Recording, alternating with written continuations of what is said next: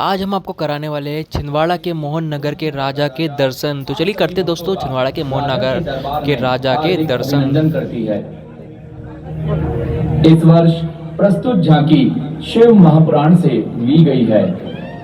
एक समय पर शिलाद नाम के एक ऋषि हुआ करते थे जो दिन रात अपनी तपस्या में लीन रहा करते थे। उनके इस ब्रह्मचर्य से चिंतित हो उनके पूर्वजों ने वंशनाश हो जाने की चिंता उनके सामने रखी, जिसे सुनकर परेशानियों ने उन्हें घेर लिया। इस समस्या को सोचकर वे महादेव की तपस्या में लग गए।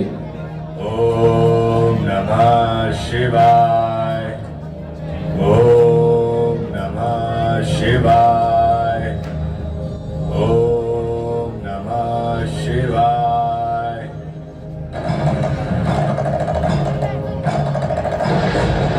ऋषि शिला, मैं आपकी तपस्या से काफी प्रसन्न हुआ। मानिए, आप क्या मांगना चाहते हैं? प्रभु, मैं बस एक पुत्र की ही चाहत रखता हूँ जो आपकी तरह हो और जिसे मृत्यु छू भी ना पाए। तथास्तु। ऋषि शिलाद, भले ही मैं पूरे ब्रह्मांड का पिता हूँ, लेकिन इस जन्म में आप मेरे पिता हो और मेरा नाम नंदी होगा। ऐसा कहकर महादेव अंतर्ध्यान हो गए। कुछ समय पश्चात शिलाद ऋषि को एक पुत्र प्राप्त हुआ, जिसका पालन पोषण बहुत अच्छे से कर शिलाद ऋषि ने नंदी को बहुत ही अल्प आयु में ही वेदों और शास्त्रों का ज्ञान दे दिया। किंतु कुछ ऋषियों के कहे अनुसार शिलाद ऋषि को यह ज्ञात हुआ कि नंदी के पास 1 वर्ष से अधिक का समय नहीं है। यह बात जानकर शिलाद ऋषि अत्यंत दुखी रहने लगे। अपने पिता के दुख को देख नंदी ने लंबी आयु प्राप्त करने हेतु महादेव की तपस्या प्रारंभ कर दी। ओम नमः शिवाय, ओम नमः शिवाय, ओम नमः शिवाय।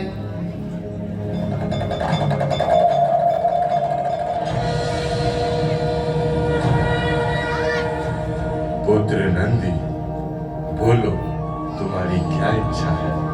अपने सामने स्वयं महादेव को देख नंदी भूल ही गया कि उसे लंबी आयु का वरदान मांगना था। किंतु महादेव का तेज और आकर्षक रूप नंदी के लिए इतना प्रभावशाली था कि वो महादेव को एकटक देखता ही रह गया और महादेव से कहा, प्रभु, मुझे जीवन भर आपका सानिध्य चाहिए। मैं आपके आश्रय में रहना चाहता हूँ। जीवन भर आपकी पूजा करना चाहता हूँ। नंदी, तुम तो मेरे ही समान हो। तुम्हें मृत्यु से क्या भय?